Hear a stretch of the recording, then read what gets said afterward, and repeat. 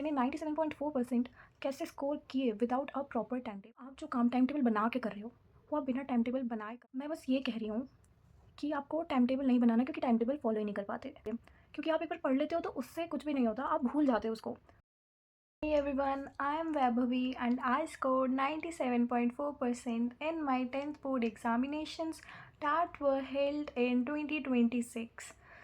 So, I am here to guide you throughout your 10th class, and the purpose of making this video is कि मैंने 97.4% कैसे score किए without a proper time table.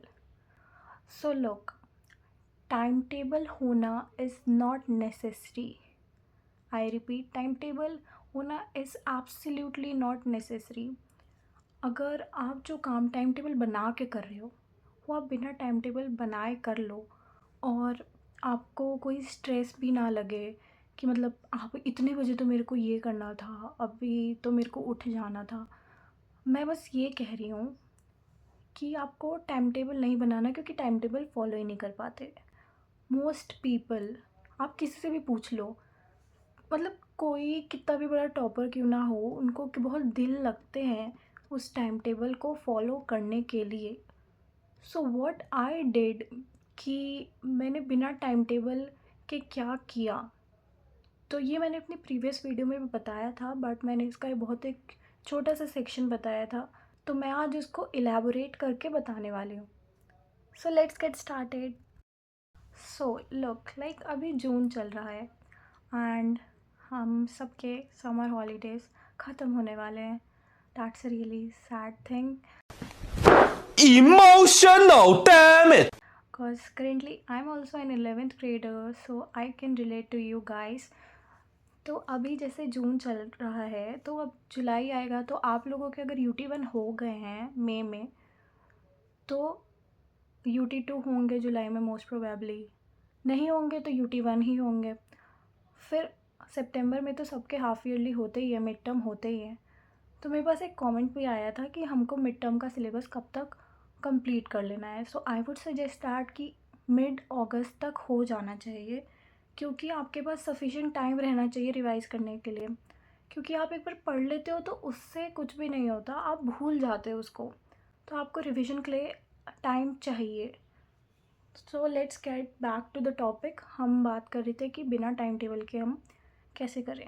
तो मैंने आपको बताया था पिछली वीडियो, अगर आप लोगों ने देखी हो, तो आपको क्या करना है कि एक डायरी ले लेनी है। छोटी डायरी ले लो आप, एक पतली सी, और थ्रू आउट द सेशन आपको वो यूज़ करना है।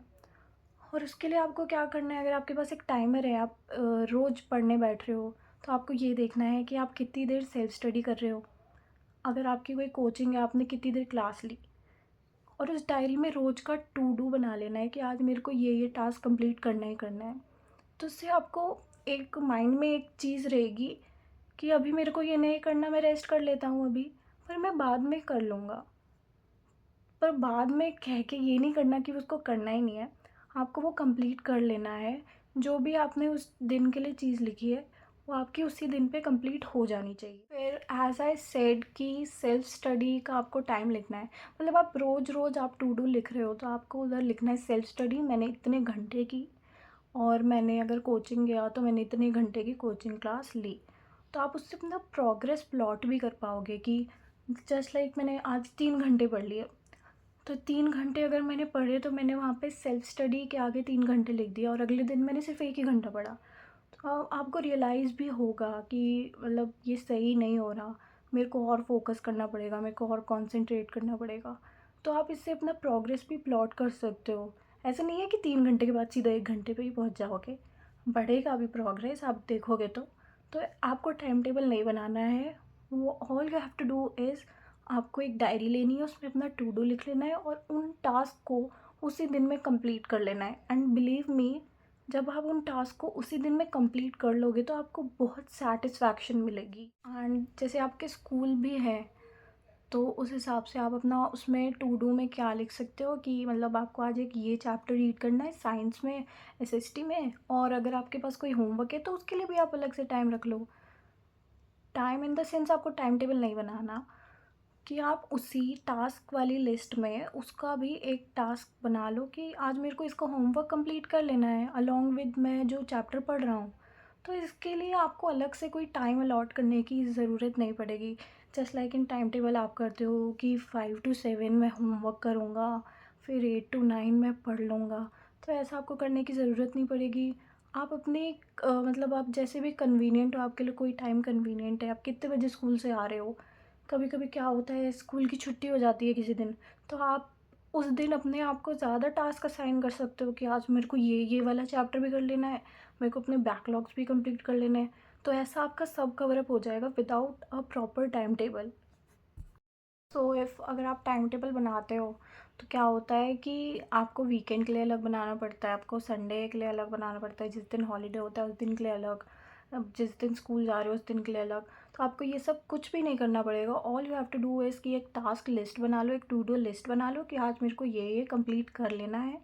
और ये बहुत सिंपली हो जाएगा और आपको बहुत सेटिस्फैक्शन भी होएगी जब ये आप टास्क कंप्लीट कर लोगे। और बहुत सैटिस्फैक्शन होगी, बिलीव मी, बहुत अच्छा लगेगा। और जब आप कंप्लीट नहीं कर पाओगे तो आपको रिग्रेट भी होगा।